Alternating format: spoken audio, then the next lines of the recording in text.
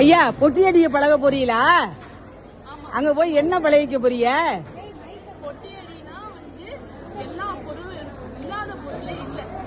First prize கொடுத்தது இன்னொரு 1 ஹவர்ல இன்னொரு லக்கி கல்யாணம் ஃபங்க்ஷன் எல்லாத்துலயும் இருக்கும். விபூதி உங்களுக்கு அனைவரும் வருக. உங்க நேம்ல காசு ஃபர்ஸ்ட் லக்கி டிப் முடிஞ்சது. சவுண்டா எல்லாமே பெட்டி அடியில இருக்கும். இது வரவு செலவு நோட்டு. நம்ம செட்டியார்கள் சொல்லிருப்பாங்க, செட்டிய கணக்கு கெட்டியா இருக்கும். கெட்டினா சரியான கணக்கு. இந்த நோட்டை எடுத்து பார்த்து எப்ப எடுத்து பார்த்தாலும் இந்த வரவு செலவு நோட்டு சரியான கணக்கெல்லாம் பார்க்கும்.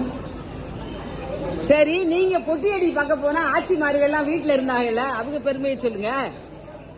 பாத்துக்கிட்டாங்க, அப்பத்த ஆயாலாம் வீட்டை பாத்துக்கிட்டாங்க. மோர் வித்து கூட வெள்ளி கவசம் பண்ணி கொடுத்தாங்க.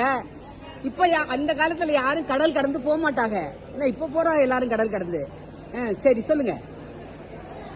அந்த காலத்துல பொட்டி அடினா துர்நாரை பூசிட்டு ஒரு ட்ரங்கு பெட்டியை தூக்கிட்டு பாய்மர கப்பல் எந்த திசையில போகுதோ அந்த திசையில போவாங்க. அங்க போய் இந்த வட்டி தொழில் எல்லாம் பழகிக்கிறது. வரிசையா கடைக இருக்கும், 100 கடைக இருக்கும். சொல்லுங்க.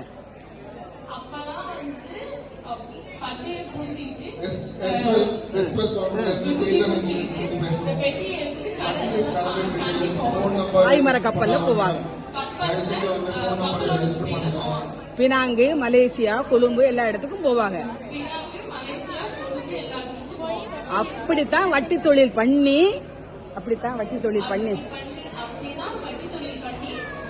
அங்க இருந்து தேக்கு மரங்களை வாங்கி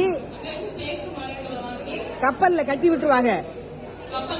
அது ராமேஸ்வரம், அங்க எல்லாம் வந்து மூணா ஆனா பேனாரூனா. அப்படித்தான் நம்ம வீடுகள்லாம் முதல் தடவை கொண்டு விக்க போயிட்டு முதல் வளவு கட்டுவாங்க. முதல் தடவை கொண்டு விக்க போயிட்டு முதல் வளவு கட்டுவாங்க. ரெண்டாவது தடவை கொண்டு விக்க போயிட்டு ரெண்டாவது வளவு கட்டுவாங்க. அப்படித்தான் நம்ம செட்டிநாடு வீடுகள்லாம் தேக்கெல்லாம் அவ்வளவு பிரம்மாண்டமா இருக்கு.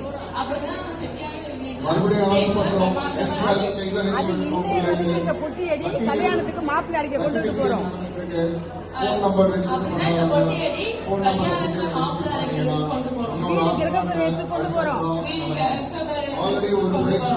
பொட்டியடியும் ருத்ராட்சமும் இந்த அங்கவஸ்திரமும் நம்ம நகரத்தாரோட பிறந்தது. இந்த பொட்டியடியும் அங்கவஸ்திரமும் ருத்ராட்சமும் இன்னைய வரைக்கும் நம்ம நகரத்தாரோட பிறந்தது.